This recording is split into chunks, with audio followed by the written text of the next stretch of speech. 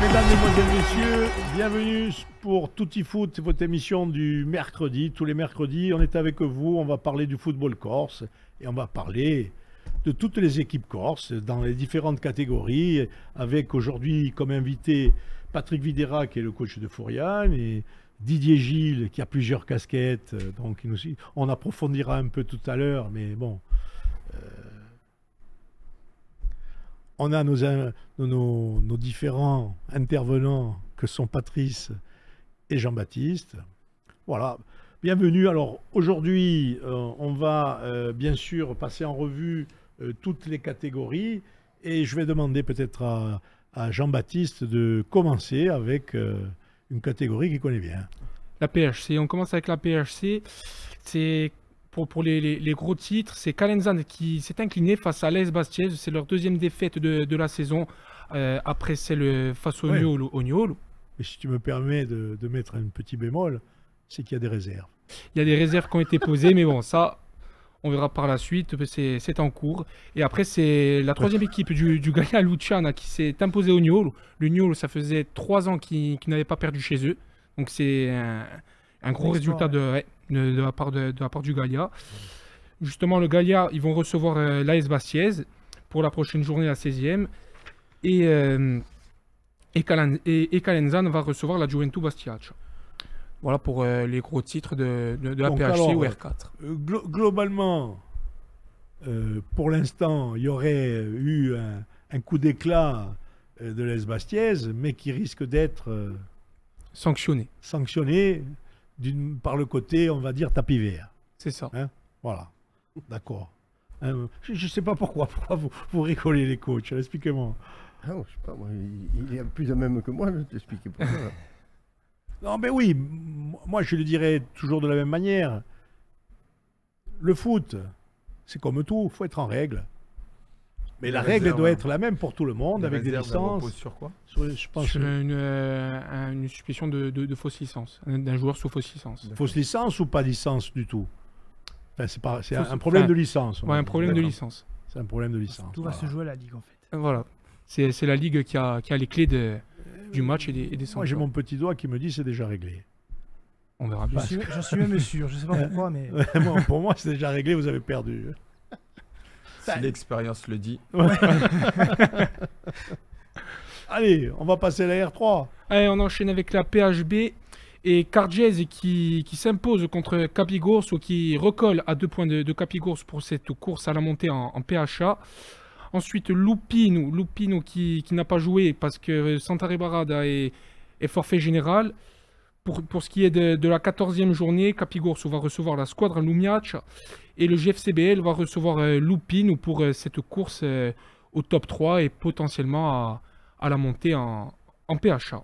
Oui, mais là, si je comprends bien, il y a les 5 équipes parce qu'il n'y a que Capigors qui a joué ces 12 rencontres, Cargese 11, Lupino 10. Oui, il y a pas mal de matchs JFCBL, en retard. Il y a des matchs en retard. À 11, donc là, tous ceux qui sont à 31, je veux dire jusque-là, ils sont potentiellement capables de revenir sur Capigors. Oui. Hein? Oui. Donc voilà, allez, en tout cas, la prochaine journée, tu l'as présenté, Jean-Baptiste. Oui, je l'ai dit que Capigors reçoit la Squadra Lumiaccia et le GFCBL va recevoir Lupino. Cargese ne joue pas parce que Santa Barada, la réserve est forfait général. Bocconiano va recevoir Vico. Et le CBS va recevoir l'Oriente. Allez, R2. R2 PHA. C'est le GFCA qui s'est imposé largement contre la réserve de la Balagne. Echikazuare qui s'est imposé 1-0 face au Gaia Luciana, la deuxième équipe. Et l'ASPV Porto Vecchio qui s'est imposé très largement face au Nebbio 4-0. Et la réserve de la Casinca qui s'est imposée contre la première équipe de la Pieve 4-2. Là aussi, il y a des équipes qui se tiennent, je dirais, à peu de choses. Et peut-être cette équipe de la SPV qui peut peut-être, avec un match de retard, revenir. Mais bon, comme c'est SPV contre le GFCA. Ouais. Parce qu'ils sont tous les deux un match de retard. Donc, vraiment des poules très serrées. Est-ce que c'est pareil aussi en R1 ? Et en R1, c'est resserré aussi. S'il y a le Sud qui est toujours premier et qui s'est imposé face au Svar et qui crée un peu qui creuse un trou le Sud. Et il y a aussi le VGEP, pardon, qui a fait 2-2 face à la réserve de Fouriane et qui laisse filer 2 points pour cette course à la montée en National 3. Didier Gilles, vous pouvez nous dire quelques mots sur ce match face à la réserve de Fouriane? C'était un match équilibré contre une nouvelle équipe de Fouriane. On a été mené au score, on est revenu, on a mené, et puis ils sont revenus immédiatement. Enfin bon, bref, c'était un match intéressant. On a eu des difficultés, on n'est pas arrivé à faire la différence. Voilà, bon après, ce qui est dommage, c'est qu'on laisse partir le Sud, quoi. Mais bon, on est toujours dans la course. Il reste 6 matchs. Ils viennent chez nous, ils ont des matchs difficiles, nous aussi. Donc on verra, hein, c'est le plus régulier qui va réussir à y arriver. Pour l'instant, ce sont eux les plus réguliers. Patrick, c'est très beau, non, peut-être. Un mot, j'ai pas pu être parce que nous on a joué la veille à Mâcon. Maintenant, voilà, il y avait certains garçons qui la vision globale de ce championnat de R1, il est très compliqué, y compris pour nous aussi, notre équipe réserve. Après, voilà, aujourd'hui, comme l'a dit Didier, c'est le Sud, c'est l'équipe la plus régulière. Et puis, j'espère qu'eux aussi vont pouvoir se mêler à la lutte finale avec le Sud. Voilà, donc, oui, mais malgré tout, c'est encore là aussi, c'est encore très serré. Hein. Oui, c'est ouvert. C'est ouvert. Très ouvert. Le Sud a 5 points d'avance sur nous. AF pour revenir à un point de nous. Enfin, c'est encore ouvert. Nous, on reçoit le Sud. Mais maintenant, avant le match de Fouriane, on pouvait compter jouer une finale directement contre le Sud en gagnant nos matchs, bien entendu. Maintenant, même si le jour où on les reçoit, s'ils n'ont pas perdu de points, voilà, on n'est plus maître de notre destin. Mais le championnat est compliqué, c'est difficile partout. Tous les matchs sont compliqués. C'est la différence entre cette année et d'autres années où il y avait une équipe qui survolait le championnat, style la Balagne il y a 2 ans, le Sporting l'année dernière, comme il n'y a qu'une équipe qui monte. Là, cette année, il y a 3-4 équipes qui jouent la montée. Et pour descendre, c'est très serré aussi. Hormis, malheureusement pour eux, la Costa Verde qui nous semble décrocher. Toutes les autres équipes essaient de sortir les 5 derniers.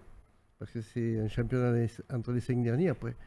Et c'est compliqué. C'est compliqué. Donc, c'est compliqué partout. Tous les matchs sont compliqués. C'est compliqué partout, mais je le rappelle à chaque fois, la comptabilisation des victoires nulles et défaites, c'est pas de la même manière. Il y a 4 points. C'est ça.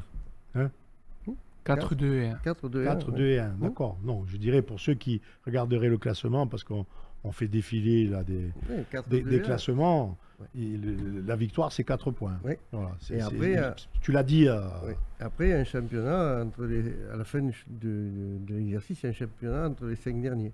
C'est-à-dire que on compte les points acquis tout au long de la saison, plus les points en confrontation directe. Et là, à ce moment-là, les 2 derniers descendent. Mais c'est pour ça qu'il faut absolument essayer de sortir des 5. Fouriane est dans ce cas, il y a Bastelicache qui est dans ce cas, il y a plusieurs clubs qui sont dans ce cas-là. Et donc, Guizot, c'est compliqué.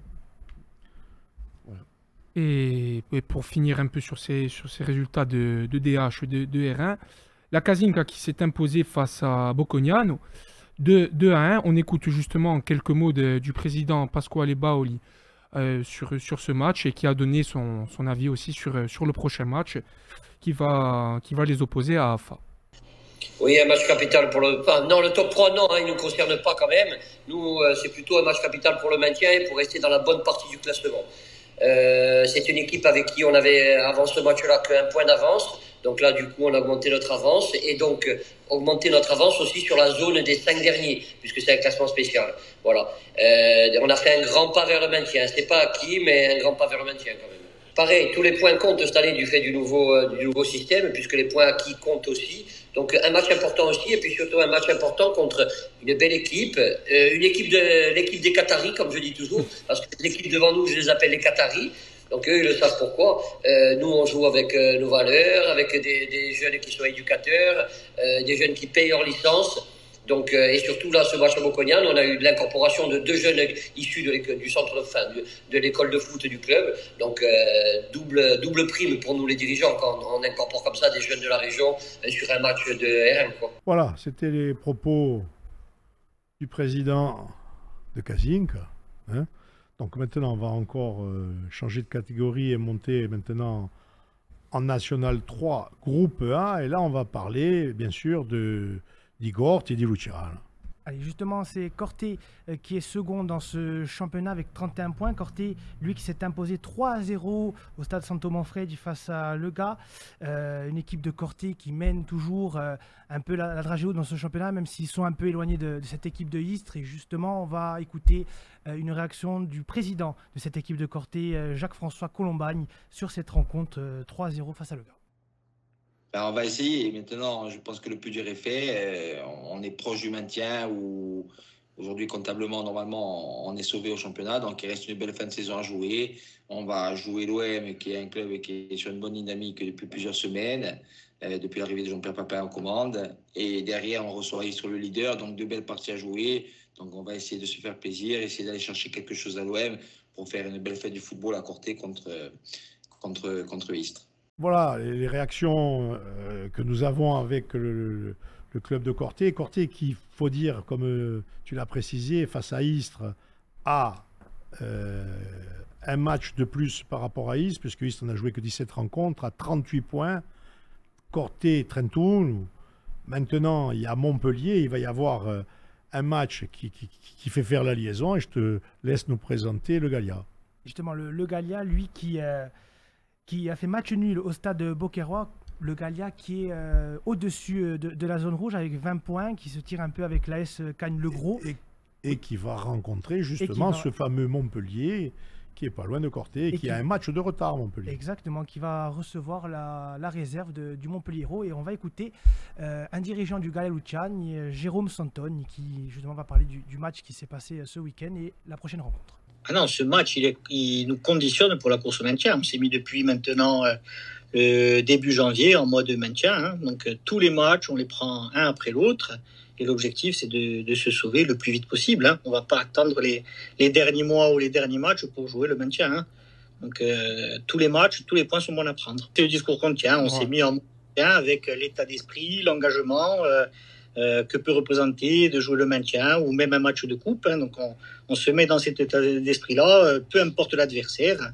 La seule chose qu'on retient aujourd'hui, c'est pas forcément la qualité de jeu, c'est plutôt le nombre de points qu'on récupère.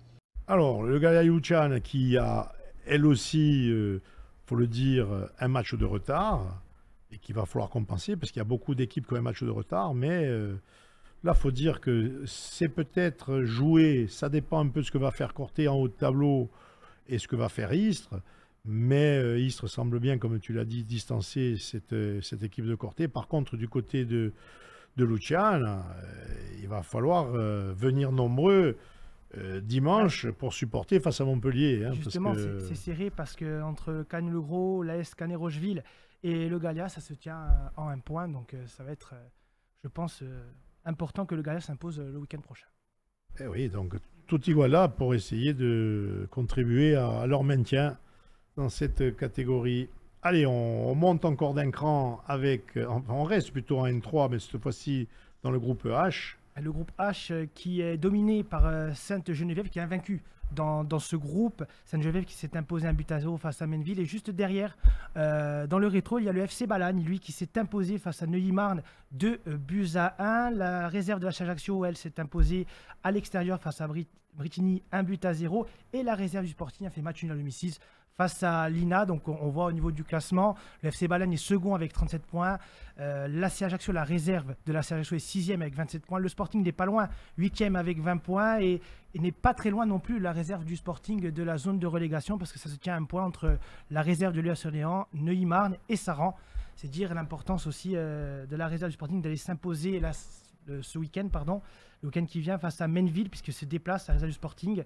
Pareil pour le FC Balagne qui se déplace à Brittany et la réserve de la CA Ajaccio qui reçoit l'US Lusitanos Samour. Voilà, en tout cas, tous ces championnats sont vraiment très serrés. Nos équipes, là, dans cette catégorie N3, ça ne déroge pas avec ce qu'on disait tout à l'heure. tout est serré, que ce soit pour l'accession, même si on en parlait l'autre jour avec le FC Balagne, il faut avoir aussi les infrastructures. Sainte-Geneviève, qui a un match de retard et quand même 3 points au-dessus.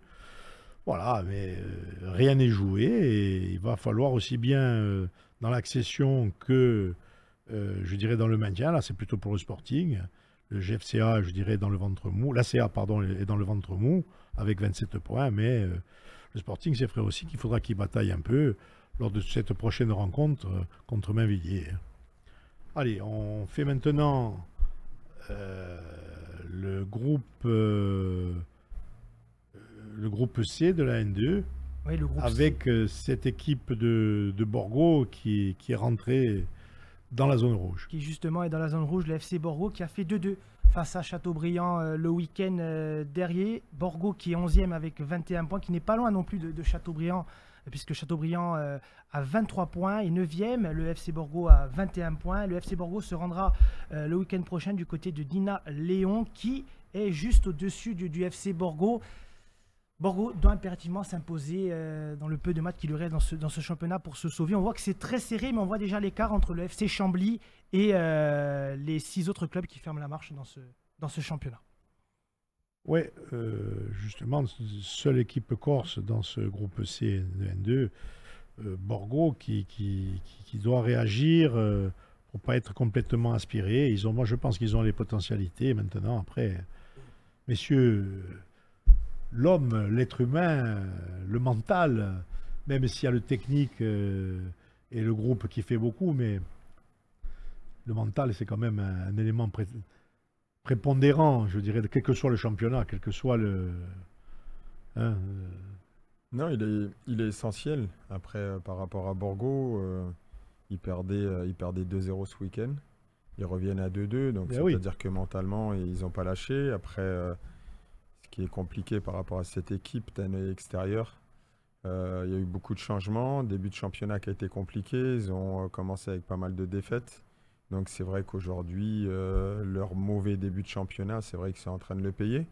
Mais ils seront dans la lutte jusqu'au bout. Après, on sait qu'il y a 6 descentes, où exactement il y a 2 groupes de 6 et 2 groupes de 5. Donc dans ces championnats, c'est très compliqué. Donc, non, j'ai espoir pour qu'ils puissent se maintenir. Ouais.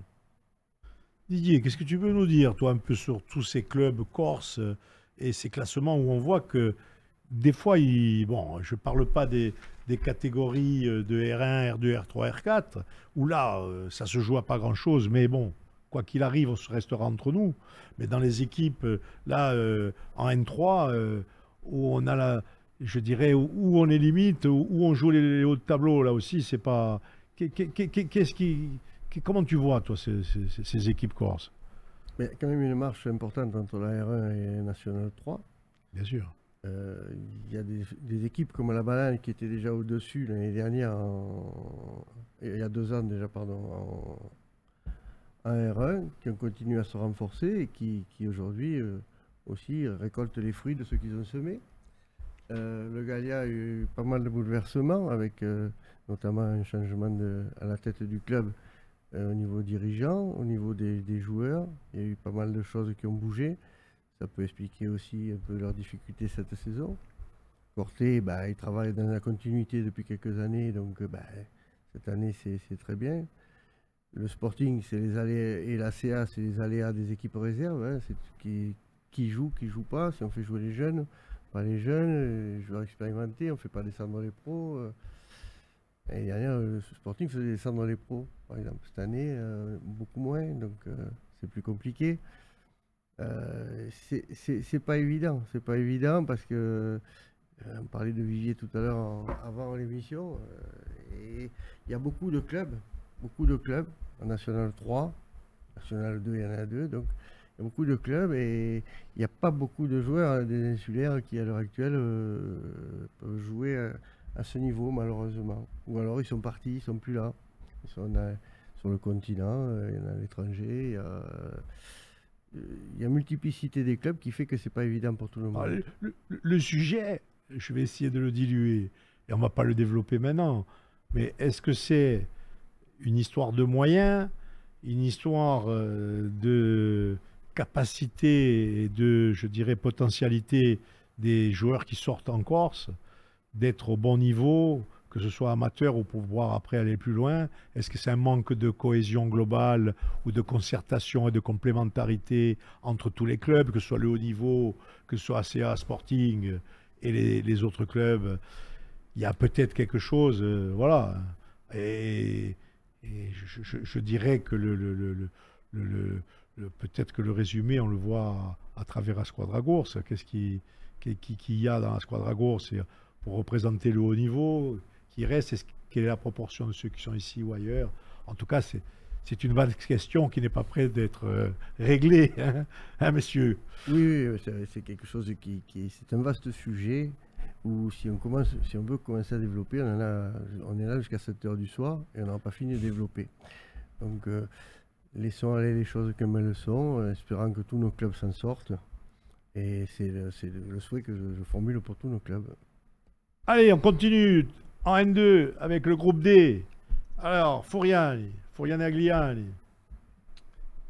Il est toujours en tête, Furiani Agliani, qui a fait match nul face à l'UF Massonnet, qui est relégable. L'UF Massonnet, une équipe, coach Patrick Videra, vous avez fait match nul à l'extérieur ce week-end. Furiani est toujours en tête avec 33 points, mais ça se resserre derrière. On voit quand même que Fleury et Bourg-en-Bresse, qui eux, sont allés faire des résultats, justement le FC Fleury à l'extérieur face à l'US Créteil et le match nul de Bourg-en-Bresse à Bobigny. Ça se resserre, mais vous avez toujours un peu la main mise sur ce championnat. Je pense que tu as tout dit, hein. Aujourd'hui ça se resserre, on le sait très bien, je le dis souvent. Si on doit finir champion, on ne va pas finir champion avec 10 points d'avance. Ça a été un match moins bien pour nous. Parce que on est des compétiteurs et on avait la volonté de pouvoir aller gagner là-bas. Ils étaient réduits au bout de 35 minutes à 10, donc on a mis des choses en place. Après, on a manqué d'efficacité, mais il nous a manqué un surplus de don de soi à mon goût. Donc voilà, c'est vrai que je les attends au tournant ce week-end parce qu'il me faut, il me faut autre chose. Ouais. Ce week-end, justement, vous rencontrez une équipe qui semble être à votre portée par rapport au classement. Je le dis que comme ça. Ouais. Je dis bien semble. En tout cas, une chose est sûre, il faut gagner à Furiani. Ouais, il faut gagner tous les matchs. Oui, aujourd'hui, quand tu es au haut du classement, il faut gagner tous les matchs. Après, j'avais eu cette phrase avec mon président, je lui avais dit de toute façon, avec les moyens que l'on a aujourd'hui, si on veut pouvoir se maintenir dans les 2 années qui viennent en National 2, il faut pouvoir jouer la montée. C'est chose faite. Aujourd'hui, on a envie ça fait X journées, on est premier, on a envie d'y rester. On sait que c'est très dur. Les équipes qui rencontrent le leader, elles ont un surplus de motivation. Mais voilà, à nous d'aller chercher les choses, à nous d'imposer des choses aux adversaires. Faut gagner à Furiani. Ouais, il faut gagner tous les matchs. Oui, aujourd'hui, quand tu es au haut du classement, il faut gagner tous les matchs. Après, j'avais eu cette phrase avec mon président. C'est le genre de match piège, ça, non? Je ne peux pas considérer ça des matchs pièges parce qu'on sait qu'automatiquement, ça va être dur. Donc, pour moi, ce n'est pas un match piège. Après, c'est un championnat qui est très homogène. Vous pouvez voir le dernier est capable de battre le premier. Donc voilà, on va prendre les matchs les uns après les autres. C'est vraiment une phrase bateau. On pense que c'est une phrase bateau, mais c'est une réalité. On a Haguenau dans notre tête et ensuite on ira à Fleury et il nous reste 7 finales à jouer. Ouais. Le groupe, comment il est face à cette pression des numéro 1? Comment il réagit? Comment vous le voyez? Parce que vous les voyez tous les jours. Il n'y a pas de pression aujourd'hui et je le répète souvent. Dans ce club de l'AS Furiani, j'ai eu le bonheur qu'on m'a laissé travailler sereinement. J'ai un président et un directeur sportif qui sont là tous les jours avec moi, qui me soutiennent, qui me laissent travailler. Et aujourd'hui, ils récoltent le fruit du travail du club, mais tout leur en revient. Voilà. C'est grâce à eux. Après, les joueurs, ils savent très bien, il n'y a aucune pression. Et je leur dis, même si en fin de saison, il n'y a pas la montée, ils ne vont pas être virés. Oui. Voilà, c'est vraiment un club où il y a une énorme stabilité et c'est très important aujourd'hui. La stabilité, je pense que ça paye en général dans toutes les équipes et vos propos vont dans ce sens.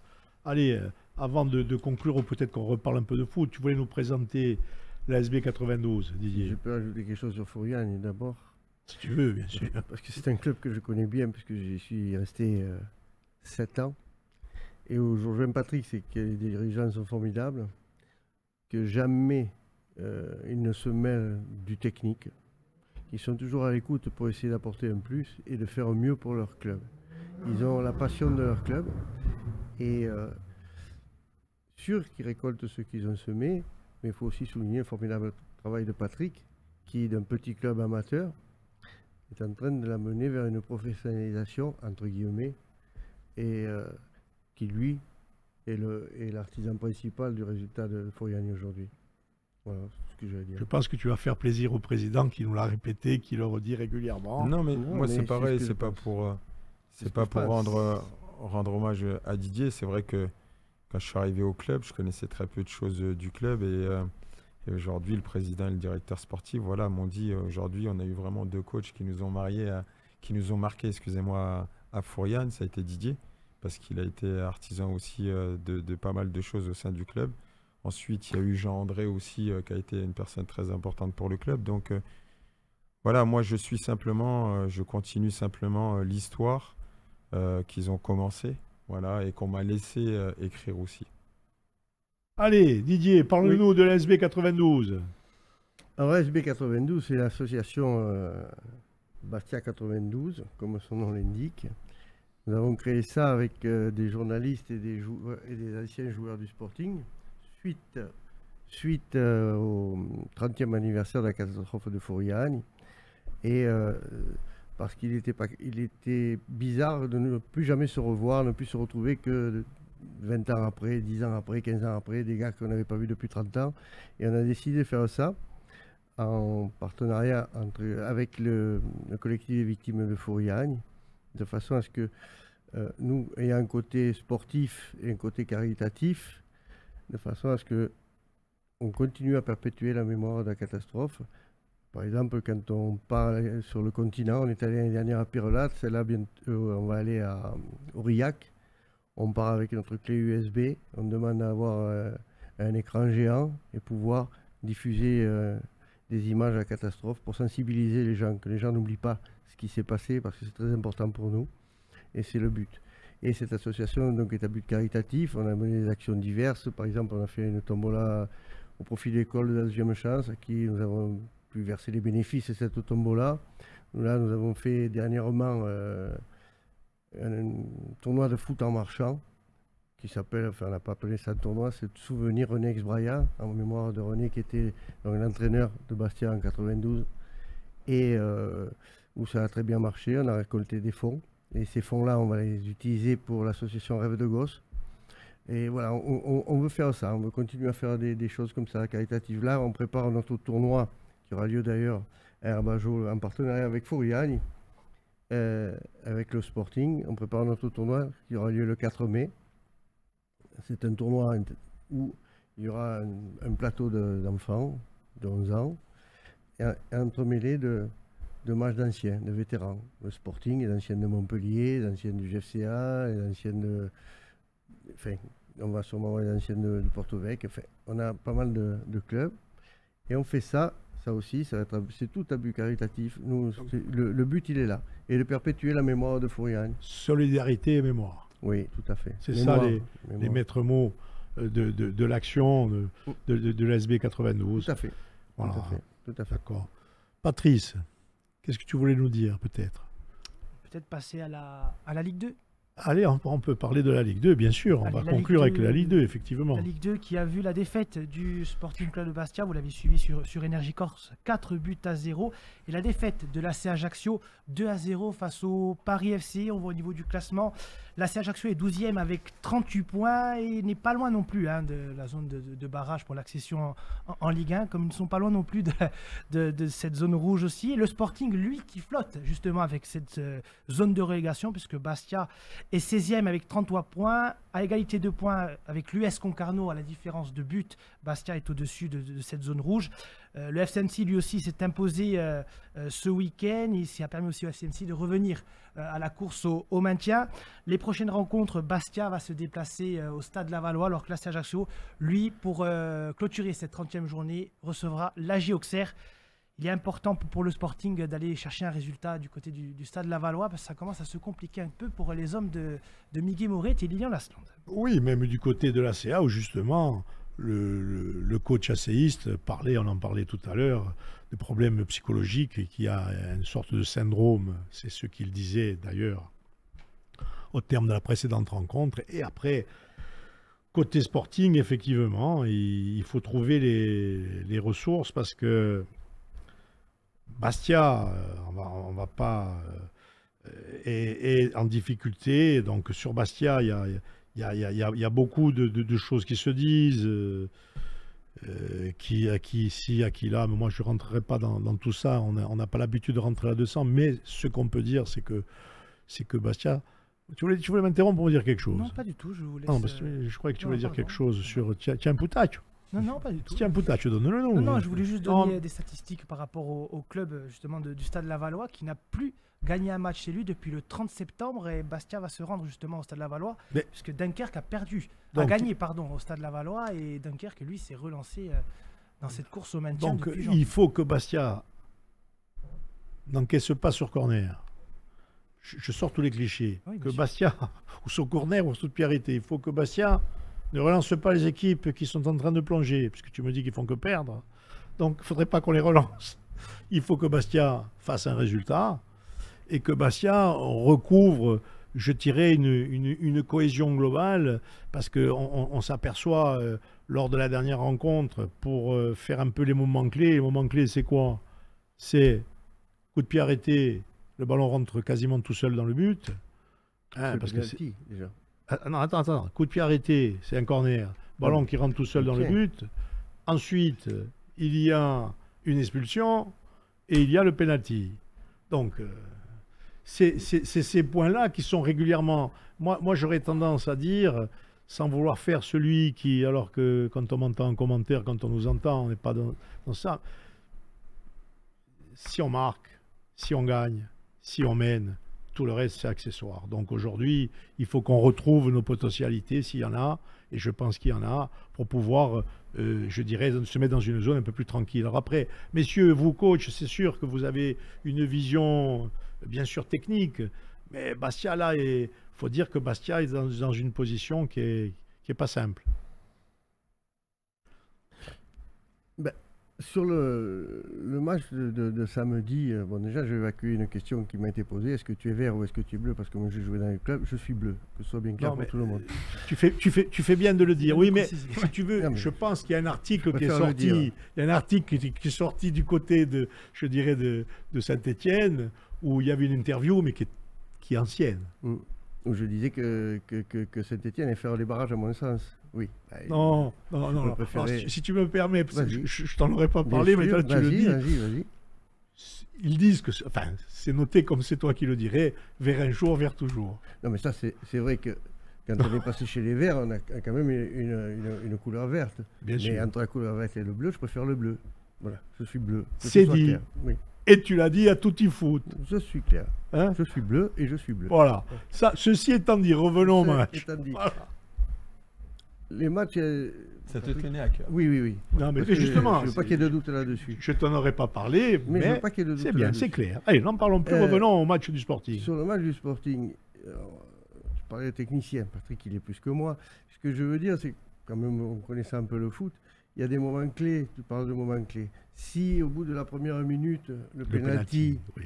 C'est ça que je voulais te parler, le pénalty est transformé. Ça change les choses, ça change l'état d'esprit. C'est évident. Parce qu'on a une équipe qui doute. Donc elle doute encore plus quand elle voit qu'elle n'y arrive pas, alors qu'elle a un truc offert en première. Offert, attention, c'est mérité le pénalty. Oui. Mais il y a ce pénalty à première minute. L'opportunité. C'est extraordinaire. Bon, on ne marque pas. Après, c'est vrai qu'on est quand même en difficulté, que bon, ça va être compliqué jusqu'au bout. Hein, et ce qui est bizarre, c'est que c'est une équipe en dents de scie. On parlait dans le football, on parlait tout à l'heure de régularité, et quand on peut être régulier, c'est bien. Là, on est capable de faire un match décevant contre Rodez, on est capable d'aller bien jouer à Auxerre, on est capable de faire un match décevant samedi, on est peut-être capable de faire un super match samedi, dans 15 jours. Voilà. On ne sait pas trop où on va danser. Voilà. C'est compliqué. Voilà, peut-être que la semaine prochaine, on aura quelqu'un du Sporting qui pourra venir s'exprimer sur le plateau de Tutti Foot. Juste à titre d'information, je vous pose la question à vous deux. Hein. Vous êtes coach. Il y a eu aussi une incompréhension sur la fin de première mi-temps, sur ce pénalty sifflé, non sifflé. L'arbitre est revenu sur cette décision. Comment vous l'aurez appréhendé vis-à-vis du délégué? Parce qu'on a vu beaucoup de discussions entre Miguel Moret, Lyon Lasland et le délégué de cette rencontre. Comment on peut juger qu'un arbitre peut revenir sur sa décision alors qu'il n'y a pas forcément la VAR dans cette division? Mais il a son assesseur quand même. Oui, non. Bon, il y aura la VAR à partir de l'année prochaine. Oui. Après, il y a toujours, en tant que coach, une forme de frustration, de déception, mais il est le seul décideur. Donc si il décide que le ballon il n'a pas gêné ou peu importe, c'est pour ça que je crois que si je ne me trompe pas, il y a eu des réserves qui ont été faites. Il me semble oui, qu'il y a eu des réserves qui ont été posées. Mais j'espère me tromper, hein, mais je pense qu'elles seront infondées. Je pense que ça sera très compliqué. Voilà. C'est sûr que ce qui prête à confusion, c'est que moi, là où je suis, je vois l'arbitre qui est à 3 mètres de l'action. Il fait signe en gros aux joueurs de se relever parce qu'il n'y a rien. Ouais. Et il se retourne, et quand il se retourne, il revient, il fait pénalty. Apparemment, Voilà, bon, oui, j'ai compris. Il le dit clairement, voilà, qu'il est bipé même par rapport à son juge de touche, qui lui dit, ou le 4e. Je pense pas que ça puisse être le 4e parce qu'il est vraiment très loin. Ah non, oui. Mais c'est ça. Alors, ça a été une décision, je pense, qui a été mauvaise. Après, l'arbitre, voilà, ça reste un être humain. Non, mais ça c'est évident. Mais à nous, en fait, de tous ces petits détails, de pouvoir les inverser. C'est surtout ça. Et quand on est sur une spirale négative, c'est vrai que c'est compliqué. Mais comme l'a très bien dit Didier, ils sont capables de faire des très bons matchs contre Bordeaux, contre Angers. Et puis j'espère que... On nous dit que la VAR va venir en Ligue 2 ouais. C'est sûr. Ouais. L'an prochain. Non, moi, je termine en disant que c'est pas forcément quelque chose d'extraordinaire, parce qu'aujourd'hui, la VAR est dans toutes les catégories supérieures et compétitions. Et on arrive à des discussions soutenues entre de grands techniciens pour dire que ce soit les arbitres, que ce soit la VAR, que ce soit la compréhension et la fluidité entre les uns et les autres, à qui je regardais encore une émission foot, peut-être qu'on a vu la même, où il disait qu'on ne comprenait pas pourquoi celui de la VAR, il n'avait pas dit qu'il y avait telle action et qu'il devait la sanctionner autrement, et qu'on n'y comprend plus rien, et puis à un moment donné, on entend un mot politique. Alors là, bon alors... Après, je pense que ils s'en rendent bien compte aussi par rapport à ça. Là où maintenant, parce que c'est des F4 qui vont être, c'est des arbitres de N2 qui vont être par rapport à la VAR l'année prochaine dans le camion de Ligue 2, ils ont une sacrée formation. Oui. Donc ils se rendent compte qu'aujourd'hui il y a certaines défaillances. À Clairefontaine, ils y étaient la semaine dernière avec nous. Et il ne faut pas croire, c'est pas évident. Hein. Donc, après, je reprends les mots de Jojo. Et nous, il nous a envoyé un arbitre haut de gamme, soi-disant, hein, qui a fait, pour bien défendre, je le dis presque en emboîtant le pas, et j'emboîte le pas ce qu'a dit Jojo Bonavide, et pour bien défendre les intérêts de Stéphanois. Mais bon, il y avait un arbitre qui était au top niveau, là, puisque ce n'était pas un arbitre de national qui était là le soir. Hein. Bon. Bah, il n'a pas bien montré qu'il était de haut niveau. L'arbitre. Hein? Il nous a pas montré qu'il était vraiment de haut niveau. Hein.